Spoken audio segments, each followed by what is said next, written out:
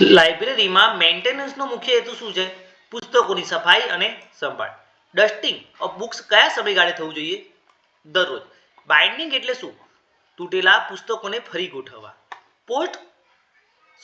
Paste control મેન્ટેનન્સમાં શું જરૂરી છે? જંતુનાશક સારવાર. પ્રિઝર્વેશનનું મુખ્ય લક્ષ્ય શું છે? પુસ્તકોને લાંબા સમય સુધી સાચવવા. રિપેર રજિસ્ટરમાં શું નોંધાય છે? મરામત કરેલા પુસ્તકો. બાઇન્ડિંગ રજિસ્ટર શું દર્શાવે છે? બાઇન્ડિંગ માટે મોકલાયેલા પુસ્તકો. લૂઝ પેજીસને કઈ રીતે સાચવવામાં આવે છે? બાઇન્ડિંગ કરીને. બાઇન્ડિંગનો પ્રકાર કયો છે? Hard bounding. બાઇન્ડિંગ કેટલા પ્રકારના હોઈ શકે છે? ટેમ્પરરી અને પરમેનન્ટ. સ્ટોક વેરિફિકેશનનો મુખ્ય હેતુ શું છે? સંગ્રહની ચોકસાઈ ચકાસવી. સ્ટોક વેરિફિકેશન સામાન્ય રીતે કેટલા સમયમાં થાય છે? 1 થી 5 વર્ષે એકવાર. સ્ટોક વેરિફિકેશનમાં કયું રજિસ્ટર મુખ્ય છે? Accession register. સ્ટોક વેરિફિકેશનથી શું જાણવા મળે છે? ખોવાયેલા પુસ્તકોની યાદી. સ્ટોક વેરિફિકેશન રિપોર્ટ કોને સોંપવામાં આવે છે? લાઇબ્રેરી ઓથોરિટીને. સ્ટોક વેરિફિકેશનની પરંપરાગત પદ્ધતિ કઈ છે? એક્સેશન રજિસ્ટર ચેક કરો. સ્ટોક વેરિફિકેશન માટે આજકાલ કઈ પદ્ધતિ વપરાય છે? RFID. સેલ્ફ લિસ્ટ મેથડ શેના માટે છે? સેલ્ફ લિસ્ટ સાથે એક્સેશન રજિસ્ટરની તુલના માટે.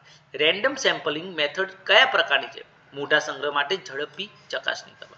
બારકોડિંગ દ્વારા સ્ટોક વેરિફિકેશનનો મુખ્ય લાભ શું છે? ઝડપી અને ચોક્કસ.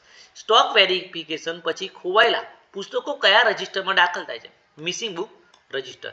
વેડિંગ આઉટ બુક્સ એટલે શું? બિનજરૂરી પુસ્તકોને દૂર કરવા. વેડિંગ પોલિસી કયા પર આધારિત છે? કન્ડિશન અને ડિમાન્ડ પર આધારિત. સ્ટોક વેરિફિકેશનમાં લૂઝ પર્સન્ટેજ કેટલું માન્ય છે? 5% સુધી.